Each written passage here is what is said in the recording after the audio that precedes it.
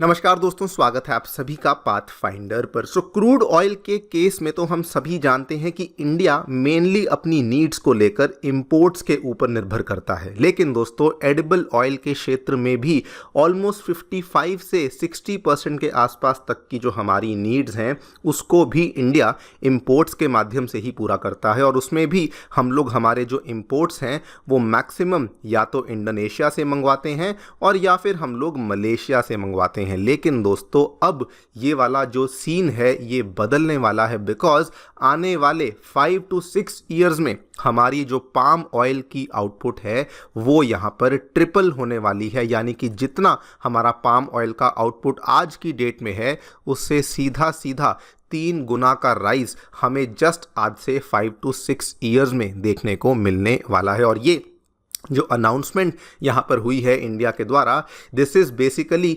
Indonesia को ही एक तरीके से जवाब दिया गया है। बिकॉज आज से कुछ ही दिन पहले इंडोनेशिया ने जानबूझकर अपने पाम ऑयल के ऊपर जो उनकी एक्सपोर्ट ड्यूटी है, जो वो टैक्सेस लगाते हैं, उसको कम कर दिया है सो दैट भारत जैसे जो देश हैं वो उनसे पाम ऑयल को और खरीद सकें। आप लोग यहाँ पे देखिए, Indonesia cuts palm oil levy so that वो और भी ज़्यादा कंपेटिटिव हो सकें। और यहाँ पर भी आप देखिए, जस्ट 2-3 दिन पहले की खबर है, इंडोनेशिया के द्वारा अपनी एक्सपोर्ट ड्यूटी को बहुत ज़्यादा कम कर दिया गया है सो दैट उनका जो पाम ऑयल है उसका जो एक्सपोर्ट है ये बढ़ सके। लेकिन दोस्तों, वेरी वेरी सरप्राइजिंगली इंडोनेशिया ने जैसा ही ये किया, इंडिया के द्वारा भी साथ में दूसरा कदम लिया गया। उन्होंने अपनी इंपोर्ट ड्यूटी को ही यहाँ बढ़ा दिया एडिबल ऑयल के ऊपर। यानी कि मान लीजिए इंडोनेशिया इंडिया में सस्ता तेल बेचने की कोशिश करेगा, उधर से इंडिया ने कहा कि हम तो जी इसके ऊपर ज़्यादा इंपोर्ट ड्यूटी लगाएंगे सो दैट आपका जो ऑयल है वो हमारी मार्केट्स के अंदर एंट्री ले ही ना सके। बिकॉज इंडिया इतना ज़्यादा कॉन्फिडेंट हो चुका है विद रिस्पेक्ट टू अपने पाम ऑयल प्लांटेशंस कि अब उनको लगता है कि हमें इंडोनेशिया जैसी कंट्रीज़ के ऊपर निर्भर रहने की आवश्यकता है ही नहीं। बात करेंगे इन सारी डेवलपमेंट्स के बारे में, कैसे आखिरकार हमारा पाम ऑयल का आउटपुट सडनली ट्रिपल हो जाएगा विद इन 5 ईयर्स, उसको समझने का प्रयास करेंगे। एंड इसका भारत को क्या फ़ायदा होगा, उन सब चीज़ों को भी समझने का प्रयास किया जाएगा। आइए शुरू करते हैं दोस्तों मेरे साथ। मेरा नाम है अनिरुद्ध। यदि आप लोग हमें फॉलो करना चाहते हैं, हमारे लेक्चर्स के अपडेट्स को प्राप्त करना चाहते हैं, तो यहाँ पर दिए गए टेलीग्राम चैनल्स के माध्यम से ऐसा कर सकते हैं। आगे बढ़ने से पहले आप सभी को बताना चाहूँगा कि अनअकैडमी के ऑफलाइन सेंटर्स अब बिहार के पटना में, उसके बाद नई दिल्ली के करोल बाग में, नई दिल्ली के मुखर्जी नगर में एवं उत्तर प्रदेश के प्रयागराज में आ चुके हैं। इन सभी ऑफलाइन सेंटर्स में हम लोग आपके लिए दी गई डेट्स के ऊपर यूपीएससी के जीएस बैचेस को लॉन्च कर रहे हैं। एंड जीएस बैचेस के साथ साथ सीसैट, ऐसे writing classes, current affairs coverage, test series जैसी सर्विसेज भी अवेलेबल करवा रही हैं। कोई भी आपको डाउट है आप लोग हमारे सेंटर को विजिट कर सकते हैं या फिर नीचे दिए गए फ़ोन नंबर्स पर फ़ोन भी कर सकते हैं। Free study material, UPSC syllabus जैसी चीज़ों को प्राप्त करने के लिए आप लोग हमारी ऐप को डाउनलोड कर सकते हैं।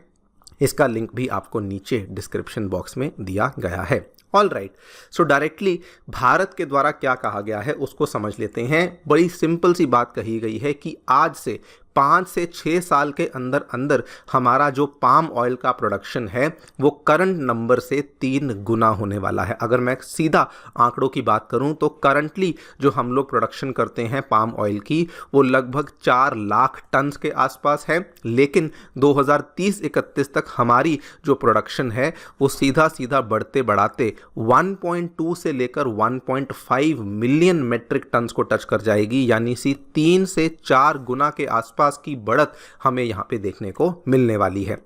नाउ ऐसा हुआ क्यों है? ऐसा इसलिए हुआ है बिकॉज दोस्तों, आज से कुछ ही महीने पहले गवर्नमेंट के द्वारा एक बहुत ही बड़ा मेगा मिशन अनाउंस किया गया था जिससे कि हम लोग ऑयल सीड्स की प्रोडक्शन को बूस्ट करने वाले थे। और इसके चलते आपने देखा भी होगा कि इंडिया ने जो ये बहुत ही मेगा मिशन अनाउंस किया था, पूरे देश भर में जहाँ जहाँ पर भी एरियाज़ ऐसे हैं जो कि कंड्यूसिव हैं, जहाँ पर पाम ट्रीज़ को उगाया जा सकता है, उनको आइडेंटिफाई किया गया था। और यहाँ पर भी आप देखिए, ये सारा का सारा ब्यौरा इन्होंने दिया था कि हम लोग कौन सी स्टेट में कितना कितना एरिया है जिसमें कि पाम ऑयल प्लांटेशंस को शुरू करने वाले हैं। अरुणाचल प्रदेश में इतना, आसाम में इतना, मणिपुर में इतना, नागालैंड, मिजोरम, त्रिपुरा में इतना, और बल्कि इस चीज़ का परिणाम भी आप देखिए शुरू हो चुका है ऑलरेडी। सब्सिडीज़ गवर्नमेंट पहले से ही दे रही थी, केवल एक फॉर्मल मिशन था जो कि 6 महीने पहले अनाउंस किया गया था, और इसका परिणाम देखिए कि जो total area under palm oil cultivation है वो दोस्तों बढ़ते बढ़ाते वो जा चुका है 4.25 लाख हेक्टेयर्स पे, और बल्कि कहा जा रहा है कि इसी साल ऑलमोस्ट 1 लाख हेक्टेयर्स और भी इसमें ऐड होने वाला है। इसी का हमें परिणाम देखने को मिलेगा कि हमारे जो पाम ऑयल की प्रोडक्शन है वो बहुत ज़्यादा बढ़ जाएगी। इफ़ यू आर थिंकिंग कि 5 to 6 ईयर्स क्यों लगते हैं, कोई भी अगर पाम ट्री होता है तो पहले 3 साल में उसके ऊपर फ्रूट आना शुरू होता है, लेकिन उसका जो यील्ड है वो सिग्निफिकेंटली 5वें से 6ठे साल के बीच में ही बढ़ना शुरू करता है, और वही टाइम पर हमारी यील्ड यहाँ पर बहुत बढ़ जाएगी और हमारी प्रोडक्शन भी यहाँ पर बहुत ज़्यादा बढ़ जाएगी। ना ये जो डेवलपमेंट है इंडोनेशिया के लिए बहुत बड़ा झटका है दोस्तों, बिकॉज इंडोनेशिया जो कि one of the largest exporters of palm oil है पूरे वर्ल्ड में, and one of the largest exporter of palm oil to India भी है, वो यहाँ पर ये उम्मीद कर रहा था कि हम लोग जो हैं इंडिया की मार्केट को कैप्चर करेंगे, हम लोग जो हैं इंडिया को पाम ऑयल बेचेंगे, और इसीलिए उन्होंने पाम ऑयल के ऊपर जो टैक्सेस लगाते थे, जो एक्सपोर्ट ड्यूटीज़ लगाते थे, उनको भी कम करना शुरू कर दिया।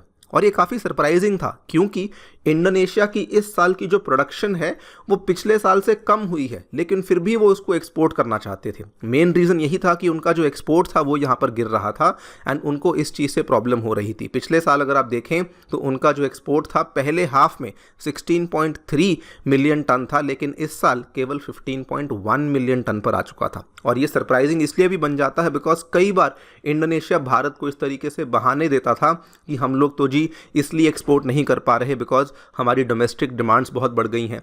पिछले साल उन्होंने बहाना दिया था कि हम लोग इसलिए एक्सपोर्ट नहीं कर पा रहे बिकॉज हम लोग पाम ऑयल को डाइवर्ट कर रहे हैं for the production of biodiesel. और यहाँ पर भी आप देखिए बायोडीजल के लिए अभी भी डाइवर्ट कर रहे हैं, लेकिन सडनली अब उनको लगा कि क्योंकि हमारे एक्सपोर्ट्स यहाँ पे नेगेटिवली अफेक्ट हो रहे हैं तो हम लोग एक्सपोर्ट ड्यूटी कम करेंगे और हम लोग इंडिया की मार्केट को कैप्चर करना चाहते हैं। लेकिन दोस्तों कन्वर्सली इंडिया ने क्या किया, इंडिया ने कहा अगर आप लोग एक्सपोर्ट ड्यूटी कम करेंगे हम लोग यहाँ पे इम्पोर्ट ड्यूटी बढ़ा देंगे। कुल मिलाकर आपके यहाँ से जो पाम ऑयल है हम नहीं चाहते कि वो इंडिया में आए, क्योंकि हम लोग हमारे ही फार्मर्स को इनकरेज करना चाहते हैं, हम लोग आपके ऊपर अपनी डिपेंडेंसी को ख़त्म करना चाहते हैं। यहाँ पर आप देख सकते हैं गवर्नमेंट ने केवल पाम ऑयल के ऊपर नहीं दोस्तों, क्रूड पाम ऑयल के साथ साथ सोयाबीन ऑयल, सनफ्लावर ऑयल, कोई भी एडिबल ऑयल हो, इन सभी के ऊपर जो भी ड्यूटीज़ हैं उनको यहाँ पे सिग्निफिकेंटली बढ़ा दिया गया है। सो ओवरऑल हमारी जो स्ट्रैटेजी है बड़ी सिंपल है कि दूसरों पे निर्भरता ख़त्म करो एंड साथ ही में अपने आप को इतना ज़्यादा सशक्त बना लो कि हमें खुद ही हमारी डिमांड्स हम लोग अपने ही देश से पूरा कर पा रहे हैं। सो इस पूरी चीज़ का फ़ायदा क्या होगा, बड़े सिंपल है। अगर आप नंबर्स को देखेंगे टोटल हम लोग जो इंपोर्ट करते हैं वो 16 मिलियन टन के आसपास के एडिबल ऑयल को इंपोर्ट करते हैं, जिसमें केवल 10 मिलियन टन तो सीधा पाम ऑयल ही आता है। लेकिन दोस्तों कहा जा रहा है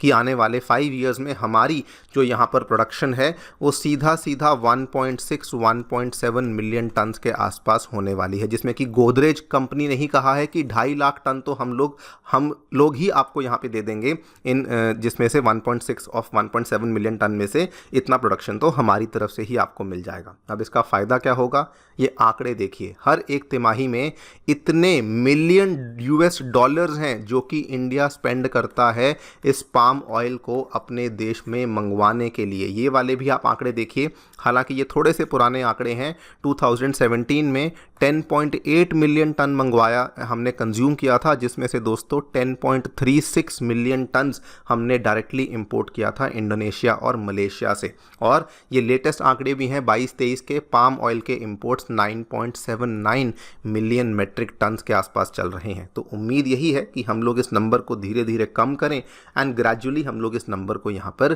ख़त्म ही कर दें। And like our PM Modi said कि जिस तरीके से भारत पल्सेस में आत्मनिर्भर बना है, जिस तरीके से हमने अपने पास्ट में वीट और पैडी को लेकर आत्मनिर्भरता स्थापित करी है, आज समय आ चुका है कि हमें वही काम एडिबल ऑयल के लिए करना है। एंड दोस्तों, आई थिंक वही चीज़ अब इंडिया यहाँ पर कर रहा है। बाकी देखते हैं क्या होता है। आप लोग जो भी सोचते हैं हमें डेफिनेटली बताएं कमेंट सेक्शन में। Thank you so much for listening, stay tuned.